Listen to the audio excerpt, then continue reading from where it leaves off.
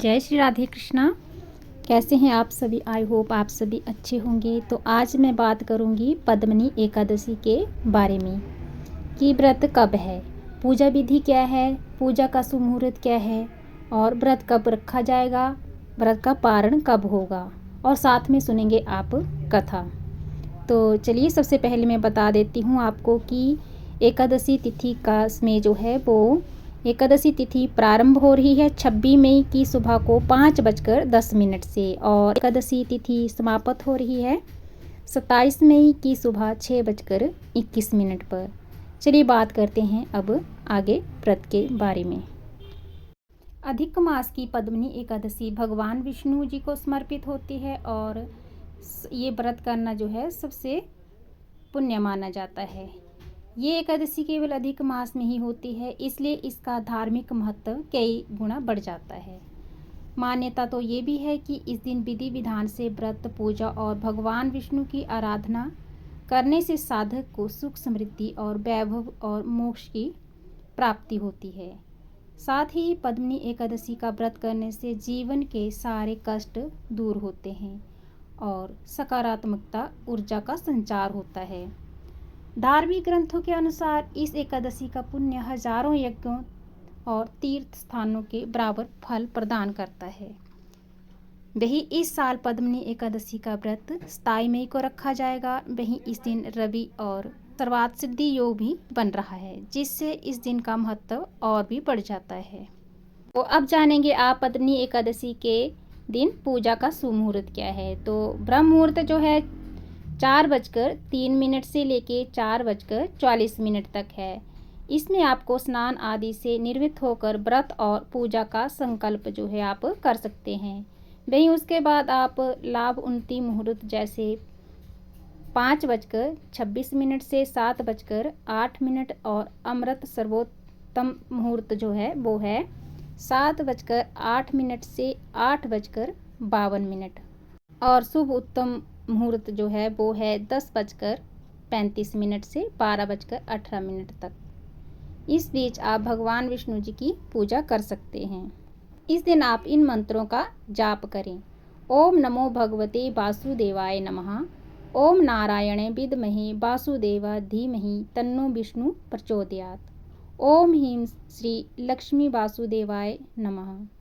ओम विष्णुवे नमः। ओम हूं विष्णुवे नमः आदि मंत्रों का आप जाप कर सकते हैं। पूजा विधि क्या है? तो प्रातः स्नान करके स्वच्छ पीले या हल्के रंग के वस्त्र पहने और भगवान विष्णु जी की प्रतिमा या मूर्ति चित्र जो भी है आप उसके सामने दीपक जलाएं। तुलसी दल, पीले फूल, फल और पंचामृत जो है अर्पित करें और ओम नमो भगवते वासुदेवाय मंत्र का जाप करें। भगवत गीता या विष्णु सहस्त्र नाम का पाठ करें। रात्रि में भजन कीर्तन जागरण करना बहुत शुभ माना जाता है। व्रत में आप फल, दूध, मखाना, साबूदाना, सिंघाड़े की आटे की रोटी और अनाज, चावल, लहसुन, प्याज का सेवन नहीं करना चाहिए। धार्मिक मान्यता ये भी है कि पद्मनी एकादशी अधिक मास में आने वाली अत्यंत दुर्लभ और पुण्यदायी एकादशी मानी जाती है और मान्यता है कि इस व्रत से पापों का नाश होता है और मनोकामना पूर्ण होती है। अब सुनेंगे आप पद्मनी एकादशी व्रत की कथा। प्राचीन समय में त्रेता युग में कार्तिवीर्य नामक एक महान राजा राज्य करते थे। वे बहुत ही पराक्रमी और धर्मात्मा थे, लेकिन उनकी कोई संतान नहीं थी। संतान न होने के कारण राजा और उनकी पत्नी रानी पद्मिनी अत्यंत दुखी रहती थी। राजा ने अनेक यज्ञ, दान और पूजा पाठ किए, लेकिन उन्हें पुत्र प्राप्ति नहीं हुई। एक दिन राजा ने राज्य का भार मंत्रियों को सौंप दिया और अपनी पत्नी पद्मिनी के साथ वन में तपस्या करने के लिए चले गए।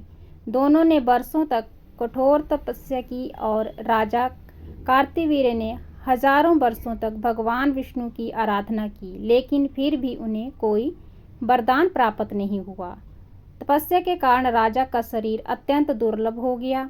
रानी पद्मिनी अपने पति की ऐसी अवस्था देखकर चिंतित रहने लगी।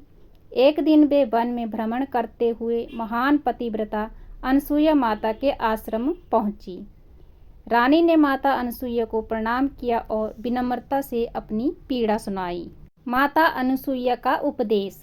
रानी पद्मिनी की भक्ति और पतिव्रता धर्म से प्रसन्न होकर माता अनसुईया ने कहा, हे देवी, अधिक मास की शुक्ल पक्ष की एकादशी को पद्मिनी एकादशी कहा जाता है। यदि आप इस व्रत को विधि पूर्वक करें और भगवान विष्णु की आराधना करें तो निश्चित ही आपकी मनोकामना पूर्ण होगी। माता अनसुईया ने रानी को व्रत की संपूर्ण विधि बताई। रानी पद्मिनी ने अत्यंत श्रद्धा और विनय पूर्वक पद्मिनी एकादशी का व्रत किया। उन्होंने पूरी रात जागरण किया, भगवान विष्णु के भजन कीर्तन किए और द्वादशी तिथि में ब्राह्मणों को भोजन कराकर दान दक्षिणा दी। भगवान विष्णु जी प्रकट हुए। रानी पद्मिनी की कठोर भक्ति और व्रत के प्रभाव से भगवान विष्णु अत्यंत प्रसन्न हुए। वे गरुड़ पर सवार होकर प्रकट हुए और बोले, हे देवी, मैं तुम्हारी भक्ति से प्रसन्न हूँ, वर मांगो। रानी ने हाथ जोड़कर कहा, प्रभु, मेरे पति को ऐसा तेजस्वी और बलवान पुत्र प्राप्त हो जो तीनों लोकों में प्रसिद्ध हो। भगवान विष्णु ने तथास्तु कहा और अंतर्ध्यान हो गए।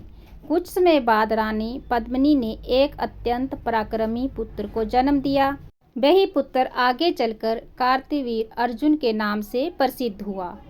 कहा जाता है कि उसमें 1000 भुजाओं का बल था और उसने अनेक युद्धों में विजय प्राप्त की हुई थी। कालांतर में ये बालक अत्यंत पराक्रमी राजा हुआ जिसने रावण को भी बंदी बना लिया था। इसकी तीनों लोकों में कीर्ति थी। बाद में इसे श्री हरि विष्णु के ही अवतार परशुराम जी ने इसका वध किया था। तभी से पद्मिनी एकादशी व्रत को सभी मनोकामना पूर्ण करने वाला माना जाता है।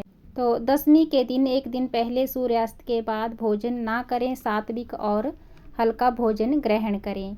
एकादशी के दिन ब्रह्म मुहूर्त में उठकर स्नान करें और ये तो मैंने आपको बता दिया है। तो द्वादशी के दिन पारण का समापन यानी कि अगले दिन शुभ मुहूर्त में किया जाता है, जिसे कि पारण कहते हैं। तो व्रत तोड़ने का एक निश्चित समय होता है जो कि सूर्यास्त के बाद और द्वादशी तिथि समाप्त होने से पहले पारण किया जाता है। और पारण करने के लिए आप तुलसी ग्रहण कर सकते हैं या जल ग्रहण कर सकते हैं। तो ये थी मेरी पद्मिनी एकादशी व्रत की संपूर्ण जानकारी। हे श्री हरि विष्णु जी, जैसे आपने अपने भक्तों की मनोकामना पूर्ण की हैं, वैसे ही हम सभी पर अपनी कृपा बनाए रखें। जो भी श्रद्धा से पद्मिनी एकादशी व्रत की कथा को सुनता है या सुनाता है, उसे सुख, शांति और पुण्य की प्राप्ति होती है। तो बोलिए जय श्री राधे कृष्णा, जय श्री विष्णु भगवान की जय।